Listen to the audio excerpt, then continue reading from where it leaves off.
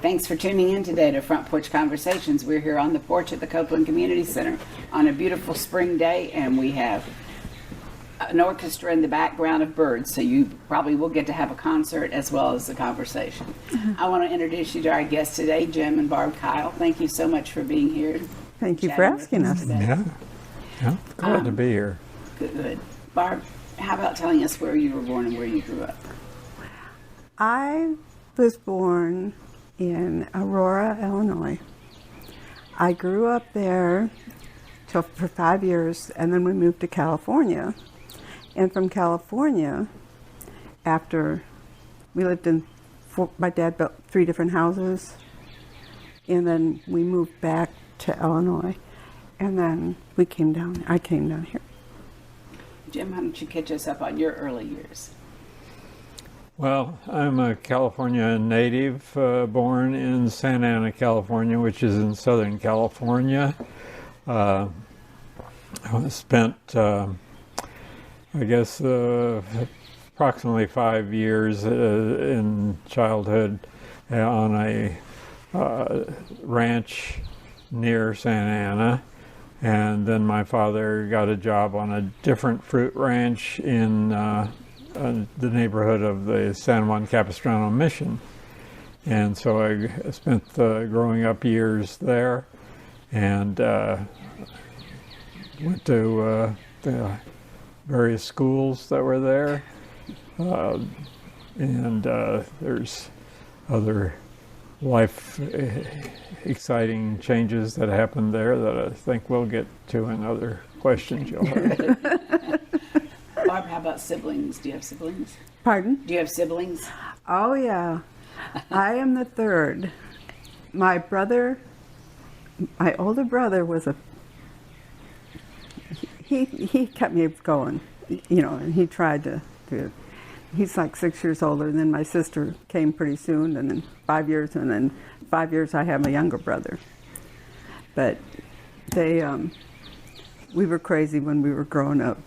When we lived in California, we were all out on the, out in the land.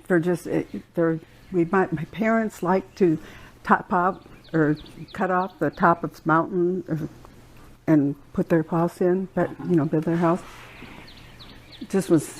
We just had a ball there, though. We always had a swimming pool. Dad decided he liked the swimming pool, and we were in California, and we were going to have a swimming pool. But my siblings we were all real close, and then we moved down here. They're up there in Illinois. But can you have a particular favorite memory of those adventures with your siblings, Barb? Oh, I'm sorry. Do you have a particular incident that you would describe how you and your siblings got along? Oh, any wedding that we go to is what I get to now. My sister and I were very close, and she just had some health disease, and it made me real. We kept calling, but their kids are kind of, I wouldn't recognize some of them. I've been down here since 87. My parents came in 87, and they came down to visit my parents, but I was just like the little sister again. But I mean, they're not mean to me or anything like that, but I just feel like I want to see them more. I understand. Jim, how about you? Did you have siblings? Yes, I have a brother. He's a couple of years younger. If you saw us together, you might guess he's my son because he looks so good. And I have a sister who's 15 years younger than myself. So naturally, the parents were probably highly discouraged raising 2 boys because some of the memories I have of that. But boy, were they thrilled when they got a daughter. and they did get to enjoy at least one of their three children a lot, and so I guess that made them think parenthood wasn't so awful as they had originally thought. Maybe they were just challenged and ready to say, woo. When I was engaged to my wife at the time, she said that my father said, Marcia, he said, Jimmy is a big eater. Well, you can tell that it must have been like the vision of the Pharaoh. The lean cows came out and gobbled up the fat ones, and they looked just as sorry afterwards as before, because I may eat a lot, but I always look about the same. I think that's a blessing. Well, It drives me nuts. it didn't make my parents happy, let's put it that way. Jim, what about after graduating from high school, what did you do next? Well, I was, my high school counselor was, I had taken a manual arts approach to school because of living on a farm. It seemed logical, but I loved all the subjects, so I would, delve into other things. And so I had this reputation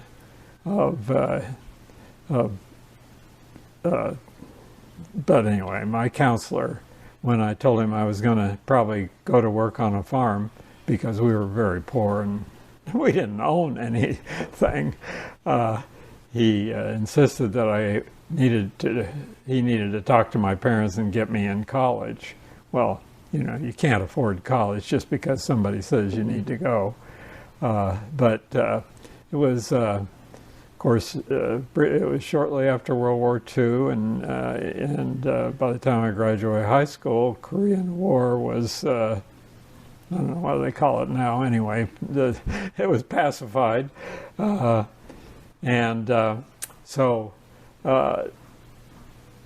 the people of America had a good attitude towards their children at the time. Wanted them educated as best the country could afford it. It was quite unlike these days, and so junior college was basically free. I mean, it was taxpayer supported, in other words. And then I got into some programs that opened up other possibilities, and so there was a state college, and I was able to go to that. The cost was just under $30 a semester. Oh my goodness. Isn't Yes. it amazing? And well, I mean, there were a lot of other costs, of course, but that was the school charged. I remember writing that 29-something in my checks every semester. So that was great. After that, the government had call on you for 2 years. I didn't like that idea, so I joined the Marine Reserves, which was 6 months active and 6 years of active reserve. The active reserve was the weekend warrior story, and the 2 weeks every summer at a full service type of activity. And after I got out of that, I had my training, so I got a job with a CPA firm. And that's been your career for a long time, is that correct? I became, yes, it was my life and my career, because it turned out that my father-in-law was a part owner of that CPA firm. I met his daughter and married her there at the firm, which meant that the other partners, well, anyway, I had to leave the firm and start my own practice and had that for several years, and then quite a variety of other activities that involved several years at business manager at Berkshire Christian College, and then with a CPA corporation, and then out in California, and then several years here at the Village, and then worked for a while for the state of Florida in the corrections office as an accountant, and then worked for a CPA firm part-time for several years, and then been fully retired for quite a while now. So April 15th doesn't have a bad connotation to you anymore. It, I'll tell you. Yes. He's got to work on his taxes for weeks to get. Well, Barb, what about you after high school? After high school, we moved back to Illinois, and I went to college there to get my nurses training, and I was there for a few years and got married, had kids, and came down here in '87. He came in '89. I came in '87, so That's right. You've got seniority over here. But this is kind of maybe off the thing. My grandfather, when my dad was like 4 years old, came down here because he had heard about this through the church where they were. So my grandfather came down. Then when he retired, he came down. My uncle, I have two uncles that retired here. And, you know, it's like, I guess I could go to the Village. And then my mom and dad and my other aunt and uncle, you know, came down. So we came down and worked, you know, until I couldn't. So, but. And what was your work at the Village? I worked in the shop that he would have had for a little bit. Mm-hmm. And then I went to the nursing home. And then I went to the service with the Service coordinator. Service coordinator. So, and then I still would have been working, except that they kicked me out because I didn't have a brain. Well, I understand. I didn't know you at the time went through quite a health crisis. It was, yeah. It was really weird. You know, I mean, I knew that something was going on, but then I wasn't supposed to walk or talk. And Jim wishes I couldn't talk.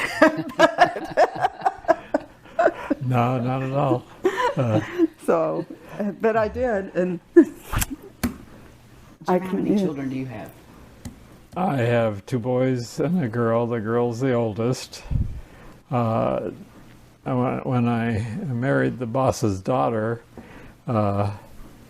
we, of course, everybody is, my life is full of assumptions. Not my life, but people around me have made assumptions.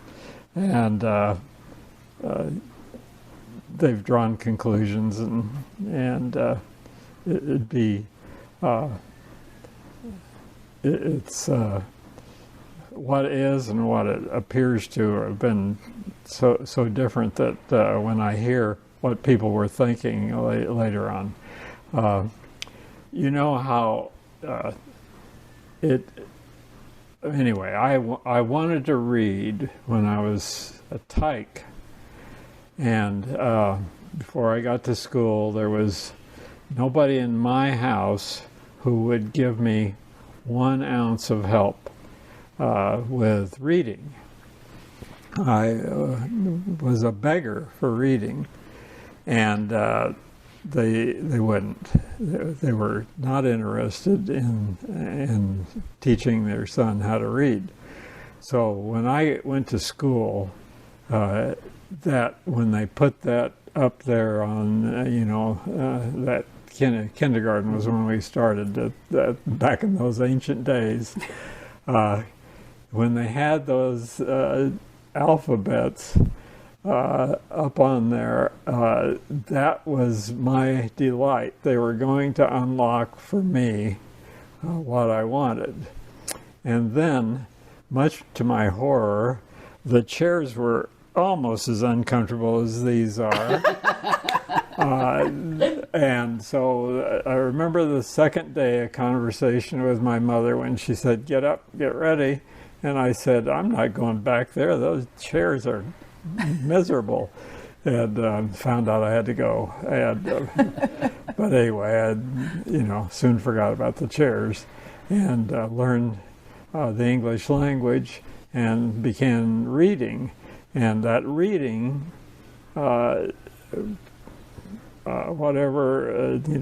pre-information and the post-information has fascinated me in that it's formulated as I've lived my life. I've discovered that what I thought was happening, it was happening, of course, but it wasn't. It wasn't that. I came from, as I said, a farm in San Juan Capistrano, and when I had the job as a CPA after I was married to the boss's daughter, she had this thought that we owned the farm. She thought that we were wealthy farmers from San Juan Capistrano. And in her church is near a Marine base, and she saw all these sophisticated flyers and officers and everything. And I was a Marine. Of course, I was a lowly, I serviced the planes. I was a Marine. She saw these officers and their beautiful families and all that. She was marrying a Marine, right? And a landed gentleman. And then I've read also the Marine Corps. When I went in, they asked, the first night they asked a question. Does anyone any of you, well, I won't say what they called us, have a confession to make? And nobody did, so I gave my Christian testimony. And afterwards I realized it was probably a stunned silence, but at the time that was just the end of the confessions. And here I am. I went in the Marines under the mistaken assumption that they were going to develop me into something similar to these gentlemen that are filming us, a good-looking, sturdy guy. And they didn't. They just kept making mistakes and forwarding me along, like the students in school who never learned to read get, graduated to the next. They kept putting me along, and I'd do occasionally something outstanding, and I'd get some award or something, and it was amazing. But I just. The Marine Corps boot camp, the years of all of it was just like a big fun event for me, and then I've read that they were. Maybe some people don't describe it that way. They don't. They don't. My brother went through it, and it's like what, Anyway, let's move on just a little bit. Sure. Barb, when you came to how many generations of your family now have been involved in the village? That was here. Uh, At that time that we moved, No. or just now. how many? Okay. My dad's parents, my dad's brother, my aunt didn't come. Well, it was. So you would make 3 and your children would make 4, then is that right? Because they lived here. Your Yeah. children lived Oh, here. yeah. They lived here. They had a ball. Sarah loved it. She would read to people. She would help go read. Read the book to this lady in the nursing home. And the kids both when I was working in the nursing home as a nurse, and I was working nights, they came in to help me, and they stayed up all night. And Sarah just loved it. Seth was doing other stuff, and then he went down. He had to wake him up, and but Sarah just loved it, and she's still, and go get her, she's, but That's quite a long history it's of involvement here at the village. yeah. I'm trying to think. It was, and my grandfather and my grandma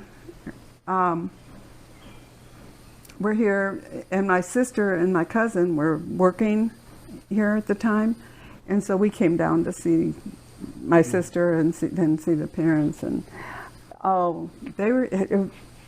there were 5 generations, I think. It all goes, and I don't remember the name. I don't remember even what she looks like, but my grandfather's sister was here, and I'm like, okay, where's the Watkins thing, If they got a whole screen. But Jim, when did you first learn about the village? After I married Marcia, I had been active in the Presbyterian Community Church in San Juan Capistrano, thanks to a neighbor's intervention in our family. So I was familiar with church life, and I wanted to continue to be very active. Marcia, her family were Advent Christians. Louis and Miriam Hansen, they were supporters of the village. And so the church, Tustin Advent Christian Church, after we were married, we attended there to that church. It had various pastors that had some interest, Jerry Ollis and Bud. Anyway, several pastors.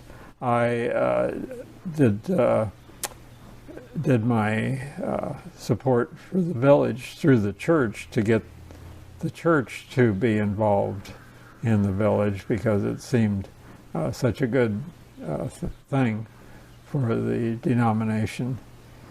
So that would have been in the 60s that I heard about it. I never came, and in fact, when I took the job here, I was protesting to the Lord vehemently against it. I've seen your shows, and the people approached the village with, it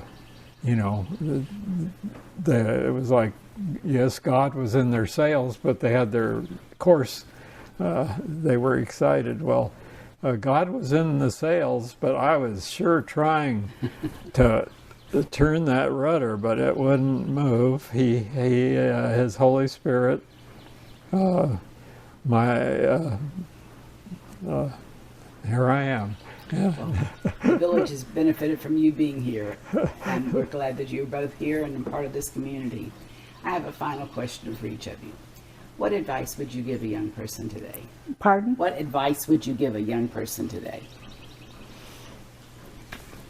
Let me think a little bit about that, honey. You tell. Well, my advice comes from the real life experience. My second wife was Treat Tumeth. a member of the Carter Gospel team for many years, and she had a brain hemorrhage. And you might say, how does that come to advice? The way it comes to advice is that she was not able to read, write, do many things. But I bought a large print Bible, had the American Bible Society daily reading list. She had had all kinds of therapy, which was very frustrating for her because she couldn't learn due to this brain hemorrhage. She sat down with that scripture, which she had studied scripture from childhood as a child in a Christian family. I was not that kind of background, but if you have any influence in children, get them in the scriptures. I can tell you, she rejoiced the remainder of her life with those scriptures because that was in her mind. She could read again scriptures because it was there. She could write again scriptures because it was there. She could talk about the scriptures because they were there from earliest childhood. So those embedded memories, if you can do that, power. And that's a legacy you leave to your children, getting them involved in doing that, or other young people that you're around. Barb, what about you? What advice would you give a young person? I just tell my children to behave themselves. No. That's pretty good advice, though. Yeah. My son is very involved in his church, and my daughter is married to a pastor. And they have that inner thing in them that this is what everybody does. You know, we've got to do this. And I just was ecstatic when they took off and did that. My son, though, doesn't call me enough. My daughter calls me all the time, but my son doesn't call me enough. There you go. Call your mommy. I would like to pass that along, too. Thank you so much for sitting and visiting with me today. Oh, thank you. Thanks for tuning in, and I hope you'll tune in to another Front Porch Conversation.